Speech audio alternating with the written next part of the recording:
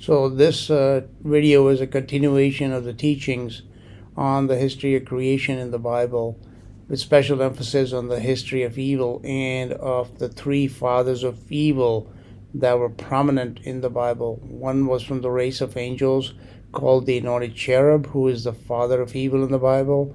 He was followed by the man Lucifer in a subsequent age, and in the present time, the leader or the chief prince of evil is Satan, who is a serpent, dragon, beast. So the last video in this series was on the beginning, the history of Lucifer, as prominently taught in the Bible in the book of Isaiah chapter 14. This one is a continuation. It'll be part 2 on the history of evil, with the emphasis on the worlds and the creatures that were manufactured and created in an age which came before the age of Adam, who is the father of modern man. We are mostly, people on the earth today are mostly descended from Adam and Eve, and I say mostly because not all of them are, which is a different topic in and of itself. But anyhow, so this world that exists today was preceded by many ages of time in which many, many worlds have existed right here on the earth and also in heavenly places. They've been populated with populations that exceed the ones in the present time by a factor of thousands, if not millions. So there have been a lot more creatures that have existed in the past than exist on the earth today, at least the ones that are visible to us.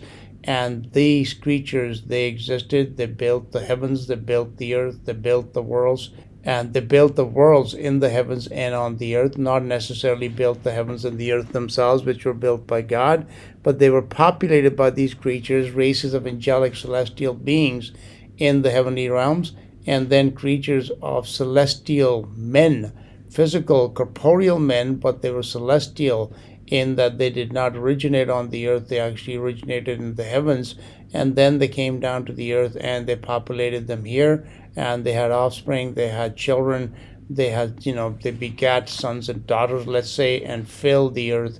And one of these men of that age was Lucifer, and it is his world that we continue to discuss in this series.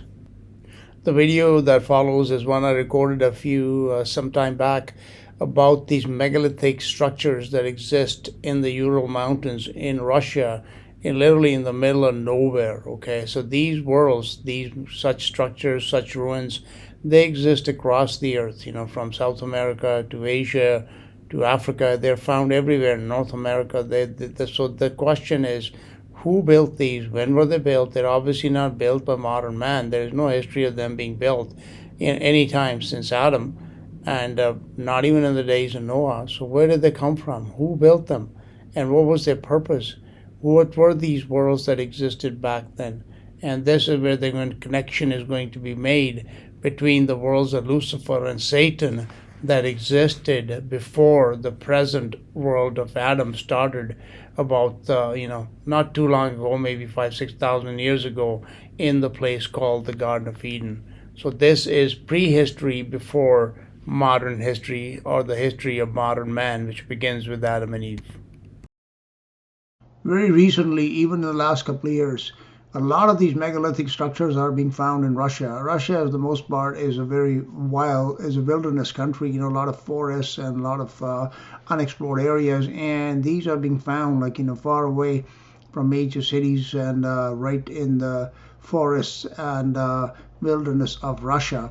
A lot of people are familiar with all the megalithic structures in South America and Peru, for instance, and also maybe in the Middle East and in Egypt, etc., but not so much in Russia.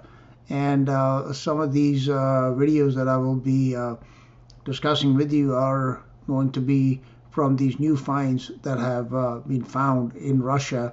And what we are beginning to see now is that these megalithic structures, they are basically all over the earth. They're not just in one area. They're in Asia and Cambodia and India and China, in Mongolia, in Russia, in Japan.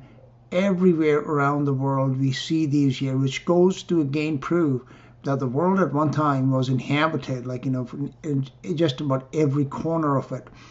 And there was a uniformity in these structures. And what that uniformity proves is that there was a time when basically the culture and perhaps the language and even the government of the whole earth might have been under one entity or one person. Let's in the Bible, of course, I believe that was Lucifer, as we read about in Isaiah 14, that he made the whole world as a wilderness. So I think the whole world was under his control, and that is the time before the time of Adam that a lot of these places were built, and a lot of them just served the purpose of military bases and structures, just like we have in the present day today. The Bible does tell us, there's nothing new under the sun.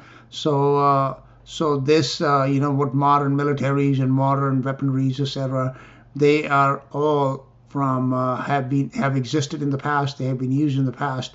And I do want to, once we get through this video, perhaps in the next one, I do want to discuss, why this building, when we know that they were very, very highly advanced technology, something like we read about the stories of Atlantis in mythology, or and those worlds, the first worlds that came in the Gold Age and the beginning of the Silver Age, I envisioned them to be something like what we have today, made out of metal and glass and concrete, not out of these huge megalithic stones.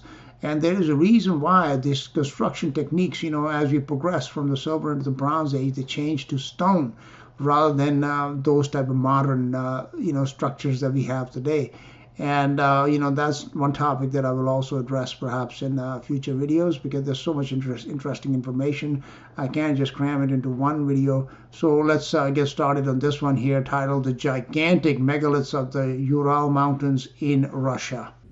Now, for those who may not be familiar with my teachings on the history of creation in the Bible, history of creation can be divided into 4 ages. The Golden Age, which you could call it the Age of God, in which he built the heavens, which is the city of God, from which he rules and reigns all of creation, and the heavens, which are the heavenly bodies, such as the sun, moon, and the stars, and then the earth, which is a terrestrial body. And then he filled them with life, the angelic races, which are spirit beings that fill the heavenly realms, and then the corporeal creatures, which are flesh and blood, that inhabit the earth, and possibly some heavenly places as well.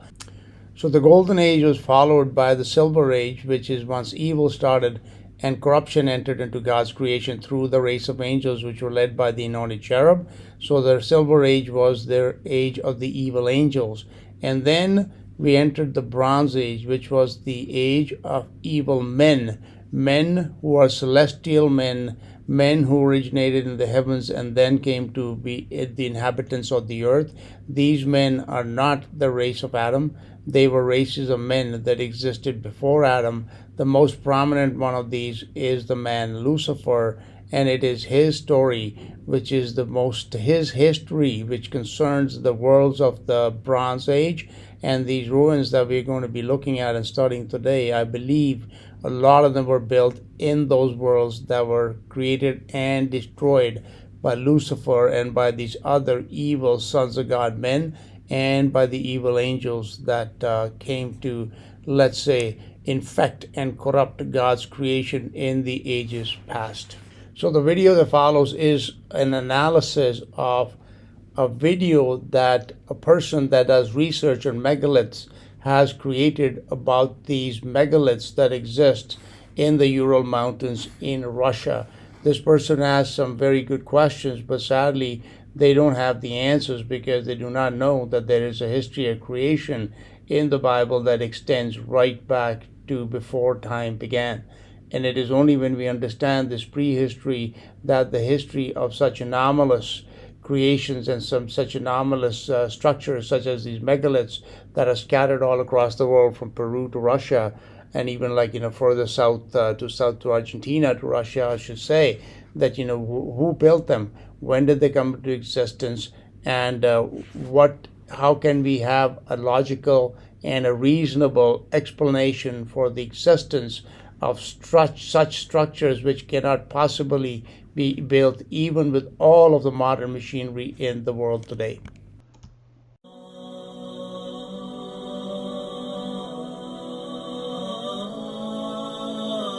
The region of Ural Mountains in Russia is still largely unexplored.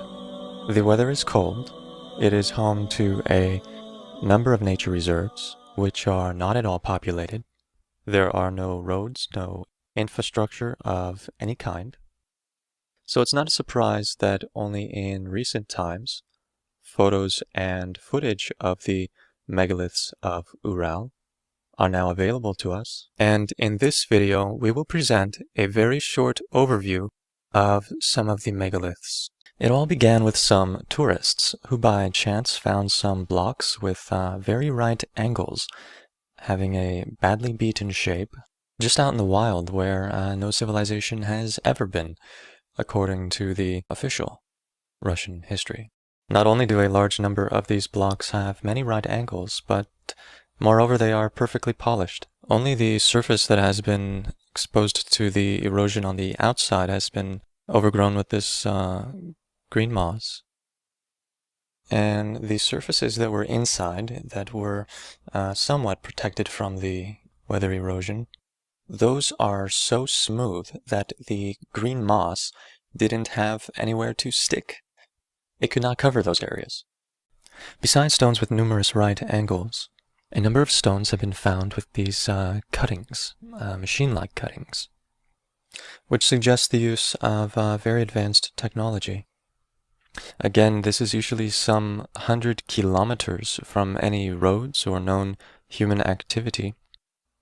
And with cuttings so deep, there is no question of any scientist going there in recent times and taking any sample, for example, because in our current civilization, we do not have the portable tools that could leave these types of marks. For example, the ones that you see on this particular photo. If these cuttings resemble anything, that would be other historic masonry work. For a comparison, you can see some photos of ancient stone cuttings found in Cambodia and some found in Russia. They are quite similar, actually.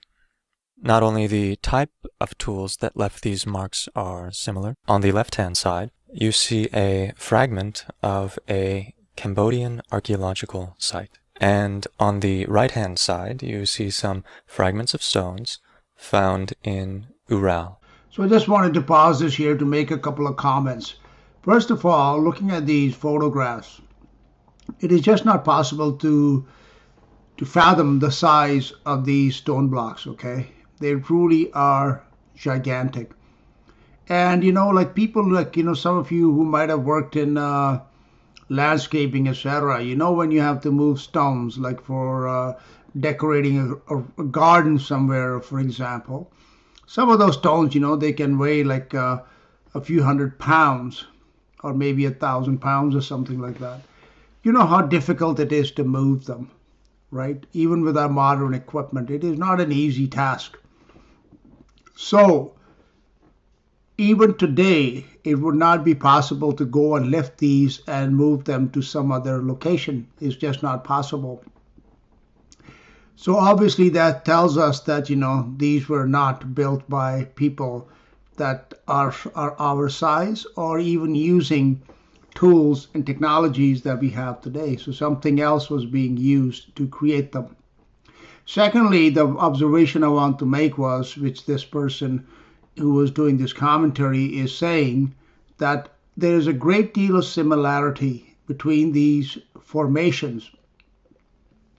Whether they are in Cambodia or in Peru or in Russia, they have a great deal of similarity in the style of construction and in the style or the type of tools, etc., that seem to have been used to carve these and to cut them. Okay, and what that to me tells me is that as I read in the Bible, for example, in Isaiah chapter 14, about the world of Lucifer, in which it is told that he made the whole world as a wilderness.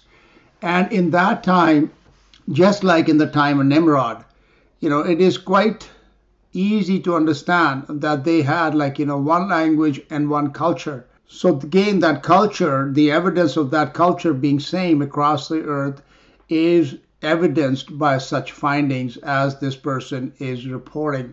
Okay. So it is my strong belief, and those who have not watched my Bible history videos may not understand this. But those who have will know what I'm talking about, that these structures were built sometime in the Bronze Age under the in the world which was the world of Lucifer. And that world, as the title here suggests, was indeed a very strange world, which I will talk about in later episodes, inhabited by not just humans and big giant people, but also by, hybrid mythology type creatures, and even by dragons. Okay. So those are, I will not have time to go into that today, because today I just want to focus on this one particular video about these megaliths that have been found in Russia. At various locations in the Ural Mountains, there are some kind of stone circles, which nobody has researched until now. After all, it is about a month's trek of very difficult walking through the mountains to reach those areas. There are no roads around there. Also, a number of locations with very regular shaped piles of rubble can be found. Again, sorry for repeating, but this is usually 100 or even a few hundred kilometers from any road or any known human activity whatsoever. Really out there, completely in the wild, very cold area. Hardly even the local tribes would venture in these particular regions. And these piles of rubble consist actually of very regular shaped stones that really must have come out of some sort of machine work. And the official explanation given to the public by the scientists is that the glaciers brought this pile of stuff from somewhere. However, this does seem quite ridiculous, as glaciers don't pile up in regular shapes in selected areas. They tend to scatter. Also, glaciers are not really known to have the ability to select stones of uniform size and arrange them in these geometric patterns.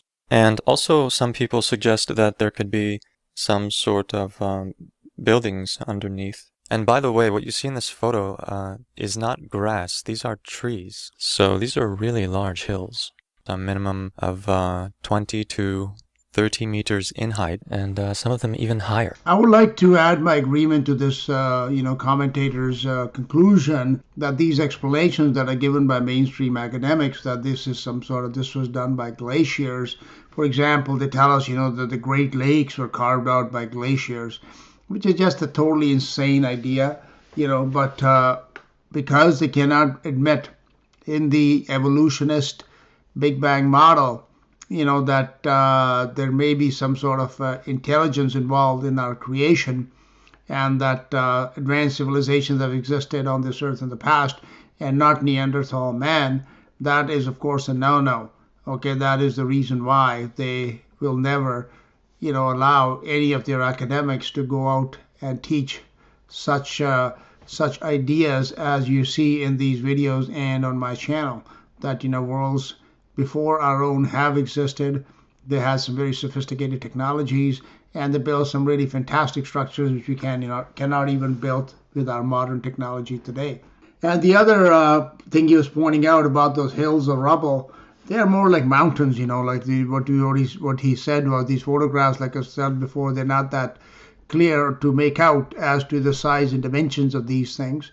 But when he said that those in what looks like grass in the background is actually trees, and these can be like 30 meters, which is like 100, nearly like 90 feet high. Okay, so they are not like small. They are not like small piles of rubble. And who knows? Like if one was to dig underneath and do an actual excavation, one might find that there's some kind of mines underground. Okay, from which all this rubble has come out, or there might have been some kind of smelting activity that was going on. There might even be like some sort of underground factory or something. Who knows? Who knows what caused these things here? I don't know that.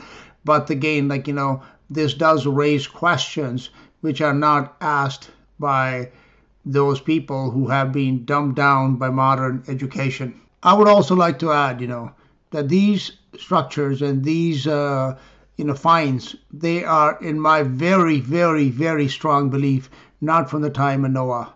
Okay, the world of Noah, from Adam to Noah was a period of time of roughly 1600 years. But the amount of construction that we find on the earth, not just on the earth, inside the earth and inside the waters, it is so extensive that there is no possible way that all of that happened within a period of some 1,000 years or so. Because by the time, Adam's race grew enough in population, they would at least 500-600 years would have passed. So, and then they would have had at best about 1,000 years to go all over the earth and build all these giant structures. That I do not believe is logical, and I am quite certain that it didn't happen in that age, but it happened in the age prior to the formation of Adam, and before, when we read in Genesis chapter 1 verse 2, and the earth was without form and void, and darkness was upon the face of the deep. And then in Isaiah 14, like I just quoted for you, that he made the whole world as a wilderness. And again in Jeremiah 4, we read, that the world, the cities had been broken down, and there were no inhabitants left. And we read in 2 Peter chapter 2, that, or chapter 3, that the heavens themselves, Peter says that the heavens which are now, it indicates that even the heavens themselves are not the same as they were in the original creation. So the Bible supplies more than enough evidence, which I have already collated for you in my previous video, so I won't repeat that here, that this is not, Adam was neither the first inhabitant of this earth, and this present world, even the world of Noah, was not the first world that existed on the earth. One of the problems that these researchers have, and they do excellent research, so I commend them for that, but one of the problems that they have is that they don't know how to interpret their, or what conclusions to draw from their research, okay?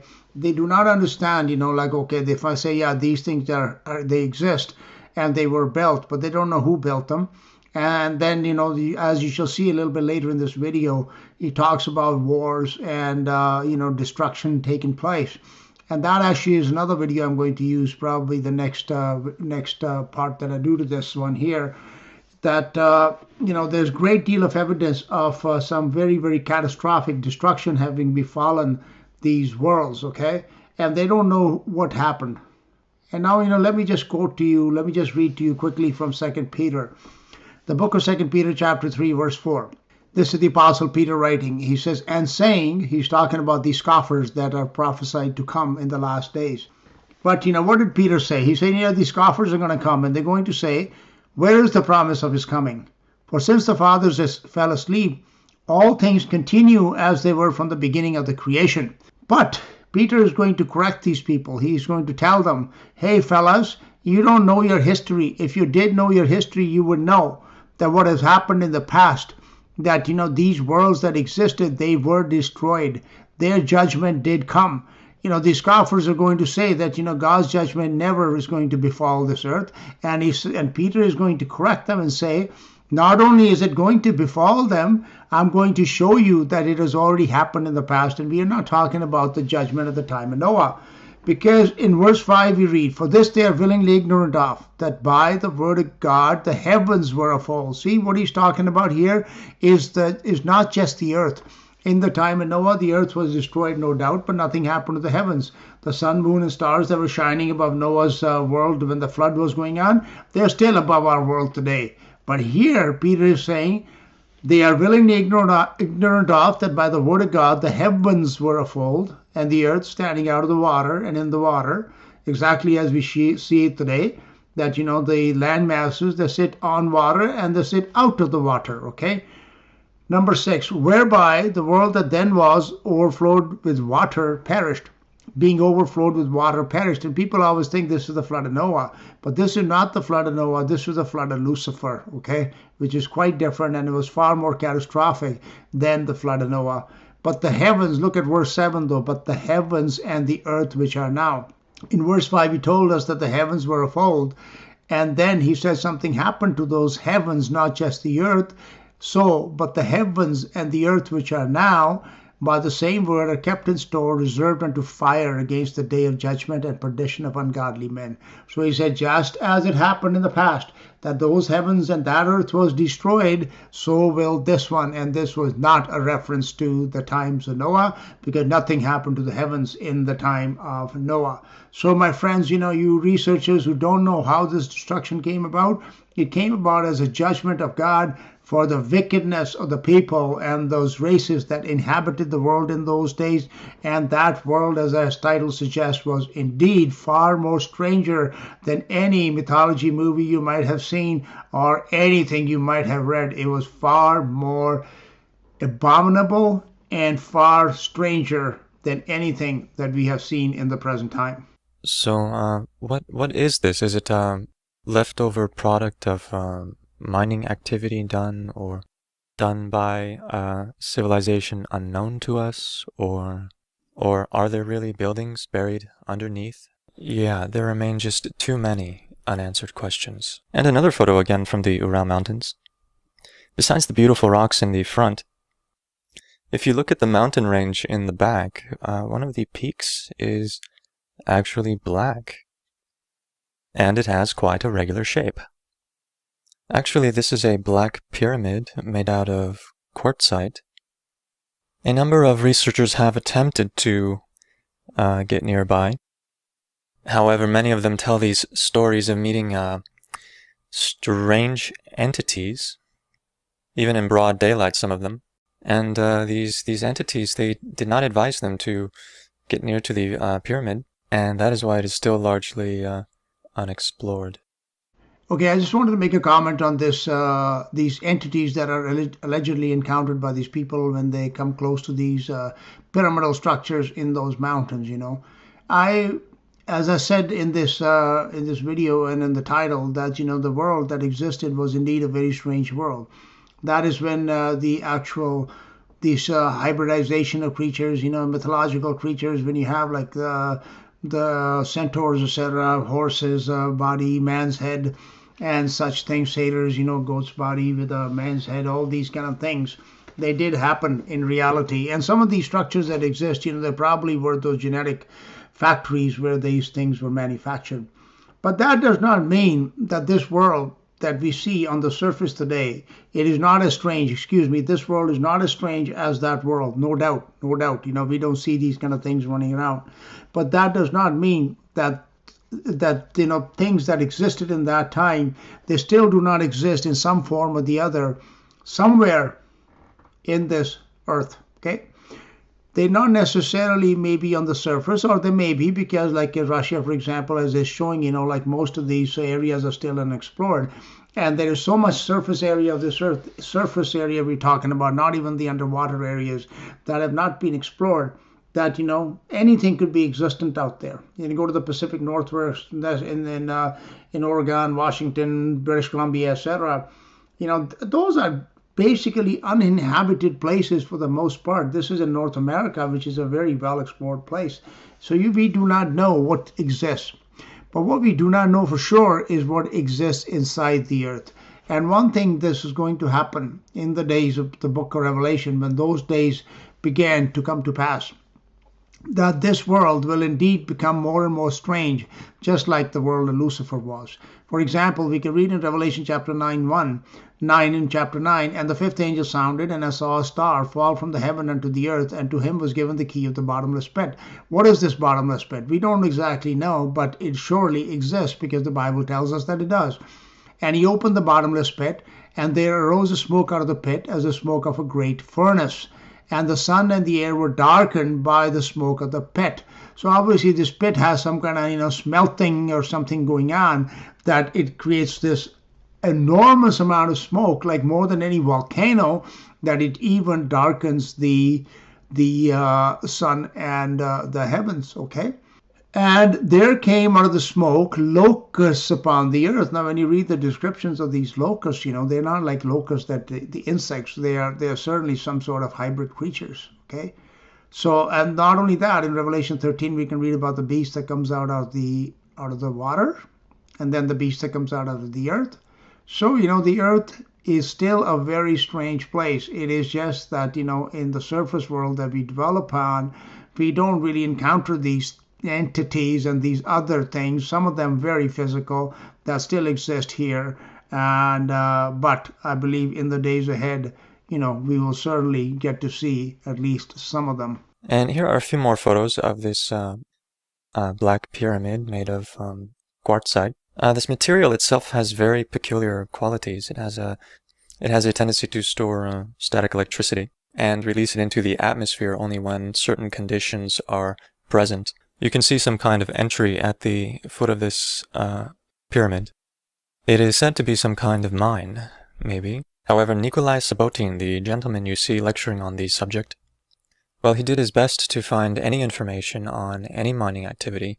However, nothing like this has been recorded anywhere in the region nearby for the last couple hundred years. So that entry inside is also a mystery. So again, like that opening looks like an entrance to a mine shaft for sure. And the problem is that with these, a lot of these megalithic structures, as we shall see in some of the other videos, their exploration and anything that is going to challenge the official narrative, which the god of this world, Satan, has woven for the sleeping masses, that you're just evolved, your daddy's a monkey, and they buy it without any question. That is strongly discouraged, and people, especially in the academic world, they're not financed if they want to go see these things. And people like us, how the heck are we going to go in exploring through this? He said, it takes like a month of trekking just to get to these places. How are we going to explore this? When you look at the wilderness, and I used to live in British Columbia, so I know like how vast those forests can be. It's not an easy thing for an average person to go and do. So therefore, we rely upon these experts, but the experts, all they do is they spin us stories and never the truth. So this could probably like one of these ancient mines, which again, just based on the size and of the stones, etc., it is highly, highly, highly, highly unlikely that this was created or dug out at any time in the recent, in the modern era, which begins about 6,000 years ago. Therefore, it must have been done in the ages past. I also want to add, although that this looks like a mine shaft, it may not necessarily be. It could be like one of the underground, these days, nothing new under the sun. There are a lot of underground military bases, in my video, Underground World. And I had done some interviews on my old channel with Richard Sauter, who's done a lot of research on this. And I guess I should repost those at some point in time. But this could be like a base. It could be like a genetic laboratory where all these, hybridization and all these things going on. Who knows? And one of the things I speculated in the past was that hell, which is very much mentioned in the Bible many times, it is a place inside the earth, okay? And it was not something that God made, in my belief, that it was dug out during these wars that happened in those ancient ages, wars between angels, wars between men, wars between these different creatures, even involving these dragons, satanic dragons, okay? And this picture that you're looking at with this opening, it could just, may have been a dragon's den, who knows, okay? So these are the kind of things to which we don't have the exact answers, but if we were able to explore them, we might be able to understand more. But nonetheless, again, I emphasize the point that none of this, in my opinion, in my strong belief, is anything created in modern times. And by modern times, I mean the last 6,000 years. They go back a lot further than that. And now we are off to the next destination. This megalith is a large wall. It is the height of a 12-story building, and its sites point directly to the north and the south. The location is called Chotovoy Gorodishti. At least I hope I'm pronouncing that right. And it's actually only 6 kilometers away from a village, so it is accessible. On this photo you see the blocks that make up the foundation of the building. And it is a building. It's got 4 lines of blocks along its base. And all around you can see the building blocks that were used. In the construction, they're very well shaped, having a parallelepiped kind of form. So there is no question of some strange geological formation. This is a wall made of regular shaped stone blocks. Around the wall you can see something similar to this one here on the photo. Megalithic structures looking like entries to some sort of underground tunnels or something like that, which still have not been excavated to this day. So those of you who are interested in this topic and you watch these videos on these old megaliths and other anomalies that exist upon our Earth, one thing in common that you will see is that a lot of these, like in Egypt, for example, a lot of this construction is underground. Okay, it leads into places inside the Earth, and most of these are unexplored, or if they have been, we are not told what has been found inside them. And in a lot of places, for example, in Peru, in the city of Cusco, they have actually blocked the entrances to these tunnels, and there are like hundreds of miles of these tunnels and other caverns that are under a lot of those ancient cities, like in Egypt, for example. Okay, so it is somewhere, a lot of these openings, they lead into the underground worlds that, in my belief, exist unto this day. For one thing, there's way too many stories and legends about these creatures, not just human or humanoids, yes, humans as well, but, in other cases, humanoids and dwarfs, and which this guy will mention in a minute. A lot of these and other strange creatures, that have been seen around these openings. So what kind of worlds exist inside the Earth? We have no idea, but they certainly do. And I also want to mention that this presenter said that this wall that he showed is 12 stories high. Now, next time you're downtown or somewhere in your city, go take a look at a building that's like 10, 12 stories high. See how high it is, okay? So again, these videos, it's hard to imagine, it's hard to actually fathom the size of these structures, but they are gigantic. And secondly, these stones, the way they are piled up on top of each other, we don't know how big they are, but they're quite gigantic, okay? And this may not have been the original way this was constructed. There may have been, some other material that was in between these stones. It could have been like a building or something, but when they met their end or they were destroyed, some of those materials may not have, survived, and therefore these stones, they piled up on top of each other. That is definitely one possibility, because these were certainly destroyed very, very catastrophically, as we can read in Jeremiah chapter 4:26.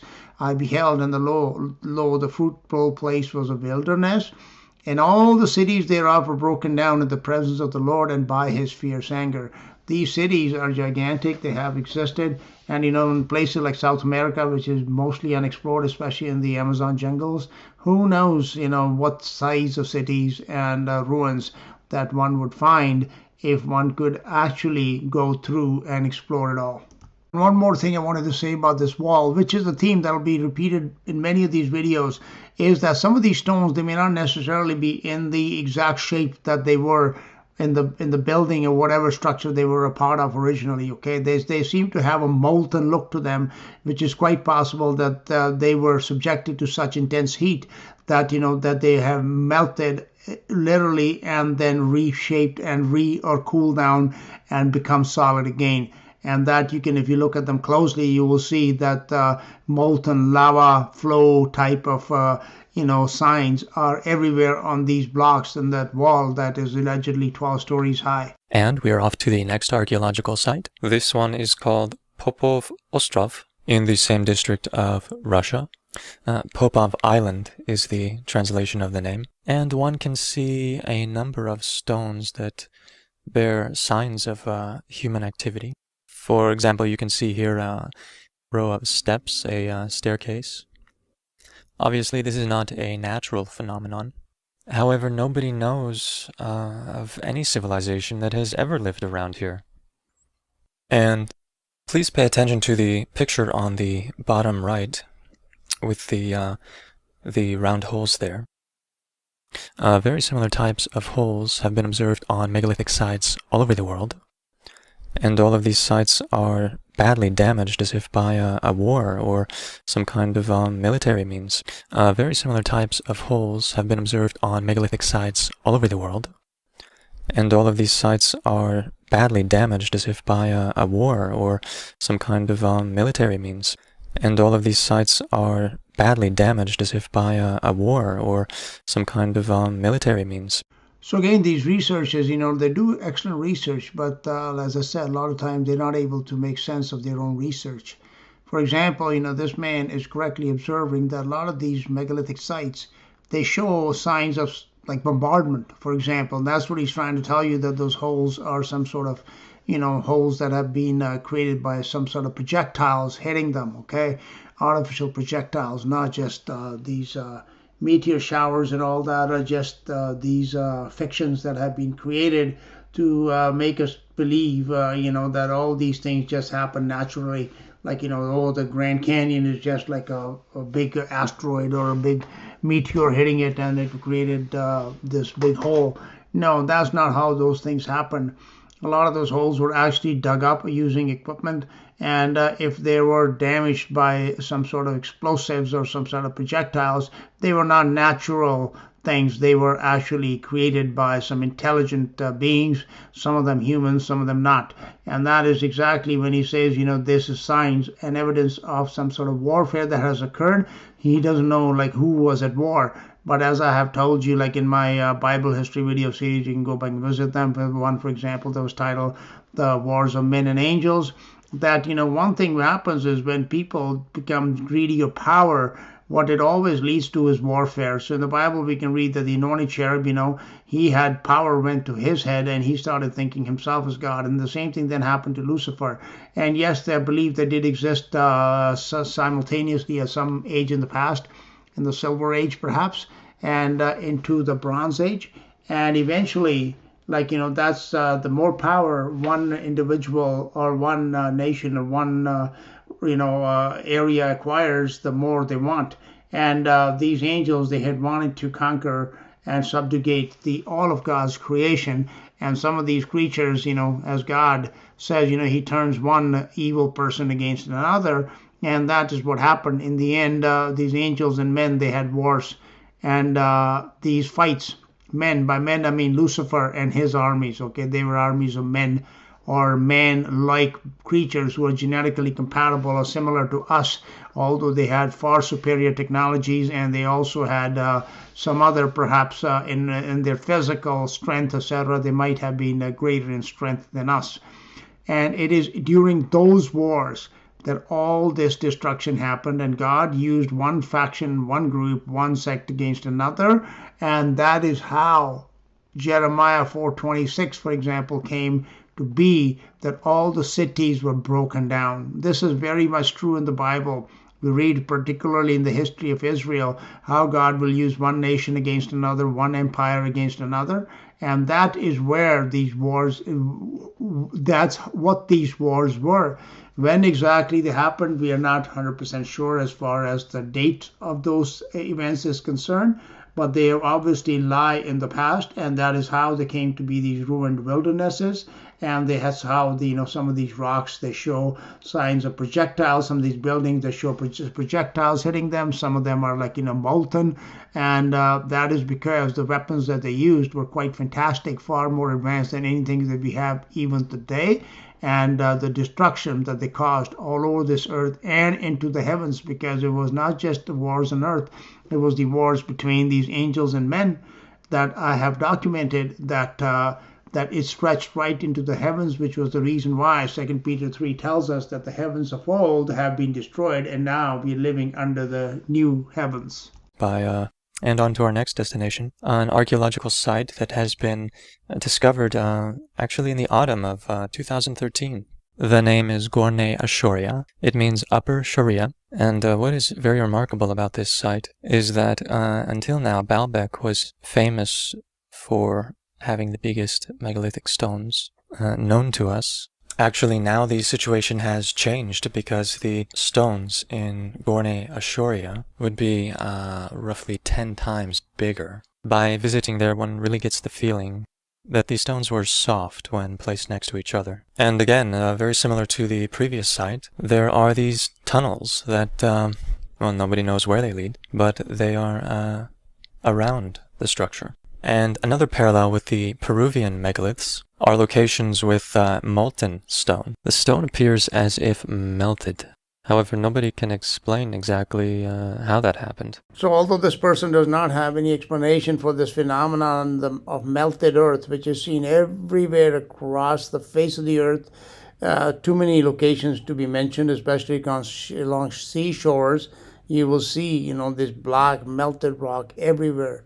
But the explanation is quite simple, that God needed evil to exist in his creation, so he allowed it to rise for a time. However, if evil is left unchecked, it will grow and grow until it consumes everything.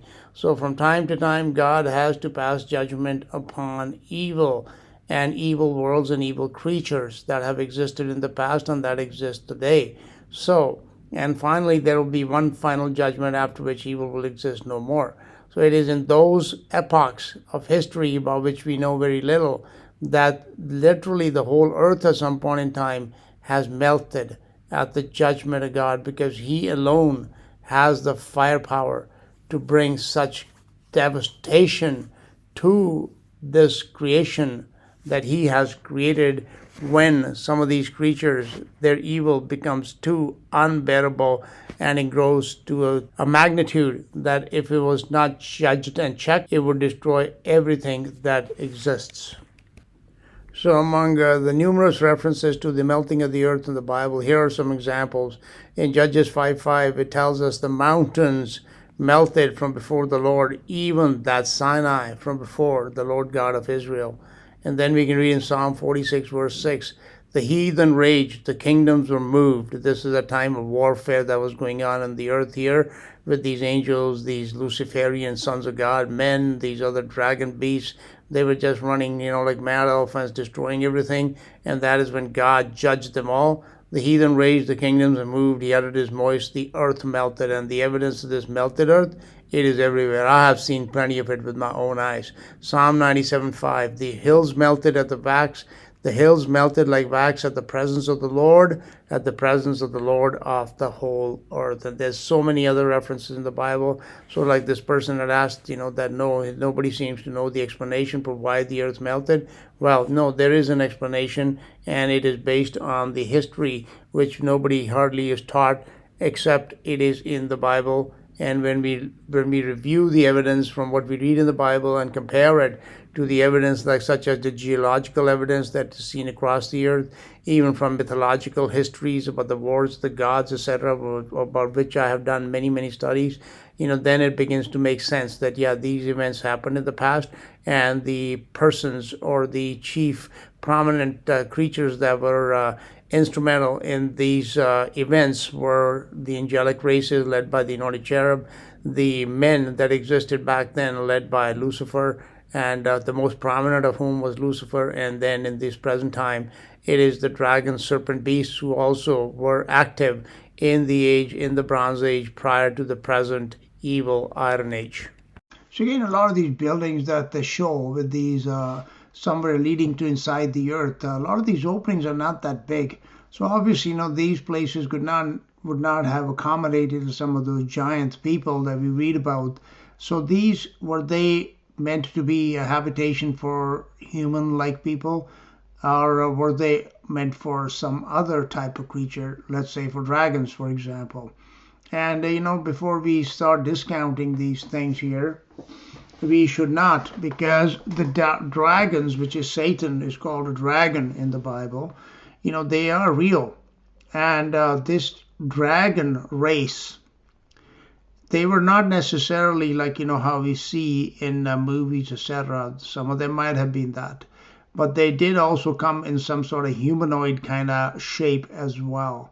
And I'm sure that, they were able to construct, or if they're not themselves, then they were able to be enslave people to do some of these constructions for them.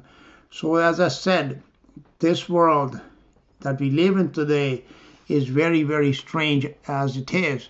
And it is very impossible. It is nearly impossible for to imagine that world that existed on this earth, not just humans, but also these other fantastic mythological creatures, like I said, the centaurs and the satyrs and other fantastic hybrids, which we can't even picture in this day and age, okay? And also, of course, the dragons and the reptilians, all of them were existing at that same time in that world. And that is why I called it the strange world of Lucifer and the dragons. But the dragons were not the only creatures, like the strange creatures that inhabited that world. There were many, many more. And secondly, when he talks about again these stones being melted, of course, like that is, I believe, that probably few, if any, of these buildings, especially from back in that Bronze Age, there may be some of these megalithic, smaller megalithic buildings that might be survivors from Noah's age, because they did have giants in those days as well. But the older ones from Lucifer's time, they probably all have been subjected to some sort of, very fierce heat. And therefore, that is where this molten looking shape that a lot of them show comes from. They are not like, as a result of any natural process. They were all because of some sort of, weaponry being deployed that caused them to be molten and end up in the shape that we see today. And by the way, since we're talking about molten rocks, let's go to Sodom and Gomorrah, the legendary cities. That's what you see here on the screen. Let's see if we can find some parallels, because this is a site where there are molten stones as well. At some locations, the stone is melted down to 50 centimeters deep. You can just imagine what kind of temperature there must have been to melt these stones so severely. Those of you who are familiar with the Bible probably remember what the God did to Sodom and Gomorrah. Well, he destroyed them by throwing fire and sulfur from the skies. This is what the Bible says. And a modern excavation done some 10 years ago really did find balls of sulfur that have literally bombed the city from above. Now, the interesting thing about these sulfur balls, you can see them on the photo, they're kind of white, and they leave these kind of circular holes, these damaged areas in the stone.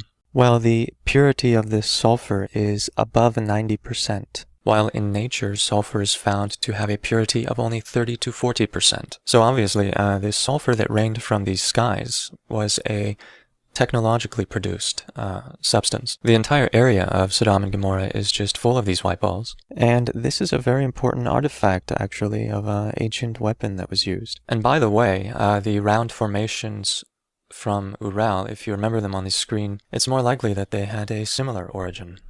Although the official science says that every stone that has a round shape carved into the stone is some sort of sacrificial vessel for holding the blood of the victims. However, there is no factual evidence to support such statements. So despite them telling us this, we see in this case destroyed structures. We see similar signs of damage, and we can see these parallels with sites all around the world. South America, Sodom and Gomorrah, and Urals. So the version of the story that these are actual traces of ancient weapons has more factual support. And if you look at the photos on the screen, you will see locations from all around the Earth, and you can see they have similar damages. Some kind of round objects hitting the stone and melting it. So who knows, we could definitely make a hypothesis here that these were some of the weapons by which the destruction of a number of megalithic sites occurred. Okay, now we can read in Genesis chapter 19, verse 24. Then the Lord rained upon Sodom and upon Gomorrah brimstone and fire from the Lord out of heaven. Brimstone is sulfur. And he overthrew those cities and all the plain and all the inhabitants of the cities and that which grew upon the ground. But his wife looked back from behind him, and she became a pillar of salt. Now we do not know how far Lot's wife was behind him. I mean, she could have been like a fair distance away from him, and which, when she stopped and to turn around and look at these things here, and perhaps she was close enough that she herself was turned into, this sulfur and fire, whatever type it is. Apparently, the sulfur that they found there in that region is of a very high degree of purity, and it can still be ignited to this very day. That it creates the human body. It's some kind of chemical process turns and basically makes a powder out of it. And a lot of these things have been observed in these in our world today, where there are things that have been petrified. For example, you heard of petrified trees, which means that that there was a tree which was wood at one time has been turned into stone. And the evidence of this sort of activity going on, which is not what you would consider to be a natural process, but has been, and some sort of destruction that has been rained down upon the earth is everywhere. And the evidence of bombardment by some sort of, like in sulfur, these balls of sulfur that have been found in that area of Sodom and Gomorrah, they still are there. And these holes in all those buildings, like he was showing you, they are in almost in all of these megalithic structures. So this is again evidence. Okay, this is evidence, like that what the Bible tells us is the truth. And the problem is that most people don't know what's in the Bible, so they do not understand that these histories and these details about what our ancient past really was all about. It can be learned from the pages of the Bible. We only need to search and dig deep in it. And another interesting location in Ural. What is this? Is this a natural formation? Or maybe when the rocks were still soft, one of the giants, which the legends tell us of, stepped there maybe? We don't know. Another one of the interesting locations in the Ural Mountains is Divea Peshara. Although this cave is not yet studied completely, the number of witnesses reporting dwarf-like creatures around it is really overwhelming. The legends and stories of dwarfs, especially in the underground realms, and being involved very heavily in mining and metallurgical activities, they are to be found all over the world. And of course, dwarfs were made very famous in the works of J.R.R. Tolkien, for example, in The Hobbit and in The Lord of the Rings. And I believe this picture is probably from on the screen is probably from one of his movies. Okay, that were made based on these books. So when this person, he's saying that a lot of people are reporting dwarf-like creatures around these caves, and they have been reported all throughout history. Like, are there like worlds or realms under the earth in which we do have these dwarf-like creatures that exist to this very day? Who knows? But it is not something that we can dismiss out of hand, because in my belief, whatever is possible and whatever can exist, it probably does. Whatever we can think exists, it probably does. And the witnesses who report these sightings are actually really reliable and honest people. And it is really quite a few of them. One thing that is always greatly puzzling is the fact that being a witness in court, if many reliable sources are said to have seen something that is accepted as the truth. And yet, in other cases, when many reliable sources swear to have seen something that does not fit with the official history or the official picture of reality that the mass media is implanting in us, then everybody just seems to believe the mass media that this is all fantasy. So this sort of double standard of most people is really rather puzzling. Now here's another artifact from this region, which is kept in a small local museum. This is a human tooth, and the test results show that it is human, so there are no doubts about that. However, the strange thing about it is the size of it. It is 1.5 times the size of normal human teeth. So the ancient legends about the giants, and there are many of them in this region, could actually be the truth. This doesn't really look like a human tooth to me, but maybe it's just a picture is with the coloring and everything. It doesn't really display it like what we normally perceive human, what we normally see human tooths to be. But anyhow, nonetheless, what I wanted to say was, that all these research and all this evidence in this day that is coming forth, it really does support, what the Bible has been telling us all along about these worlds that have existed, about these creatures that have existed, whether they're dragons or satyrs or unicorns, or these other creatures that are inside the earth, that are inside the waters, in even in the heavenly places. It is all there, except people, of course, they have been so conditioned, they have been so dumbed down, I should say, by the education system, by the mass media. That's all they get all day long is propaganda, that for most people, they just don't have any idea of what is true and what is not. Another small mystery of the Ural Mountains. This is an ancient sign. It usually means something like the female or the beginning. It is a sign of a woman, and it actually sticks out of the stone. And it is not even stone. It looks like stone, but it is actually some kind of metal. And when Nikolai Sabotin tried to take a small sample of the material, he actually broke his instruments.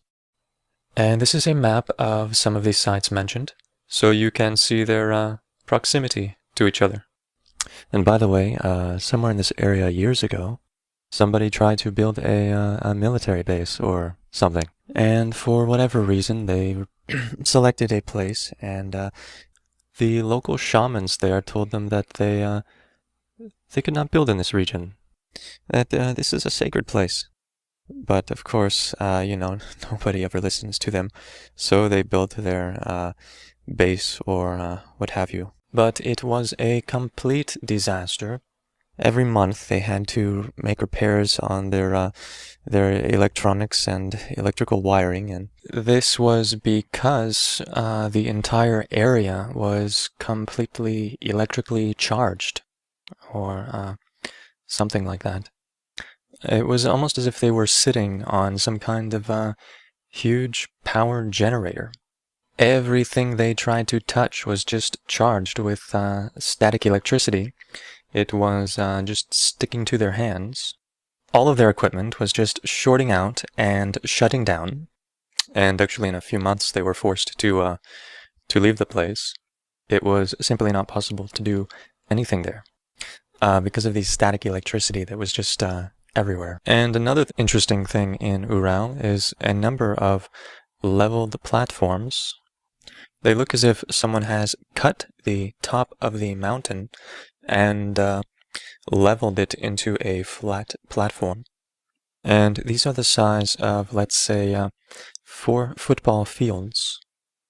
And the platforms are not only perfectly leveled, but they are also completely cleaned of any large or medium-sized stones. And unfortunately, the photos of these platforms are not very clear. But still, if you pay attention, you will notice something.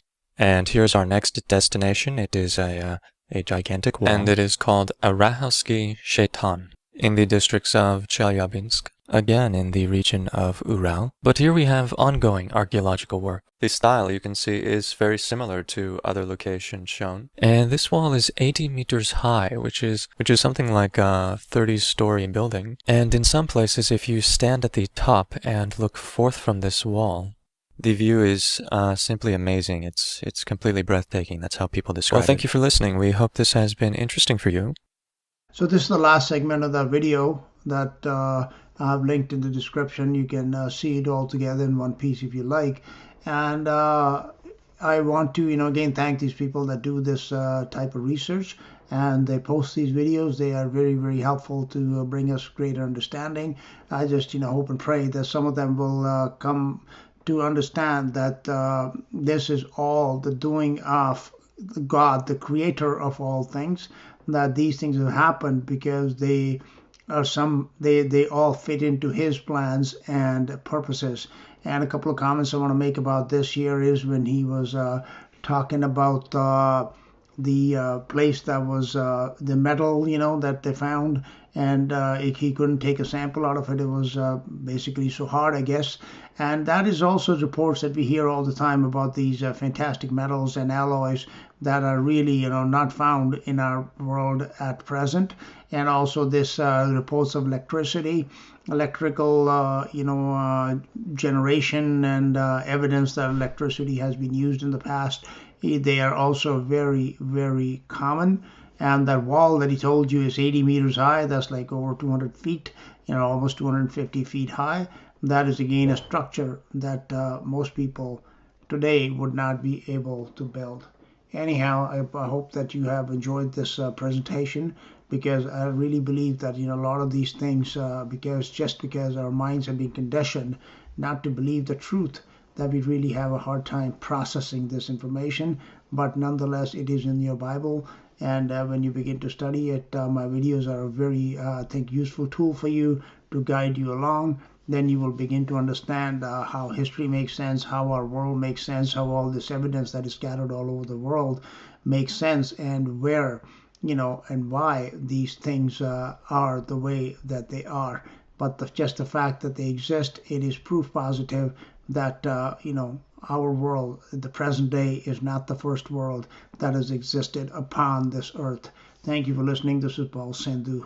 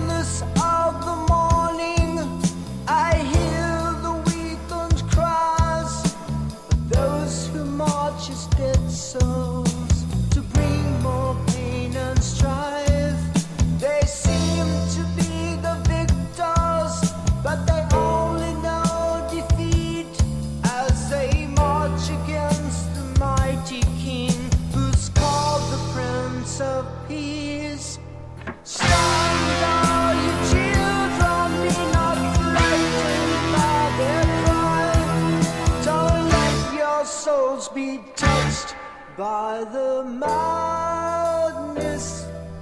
in their eyes.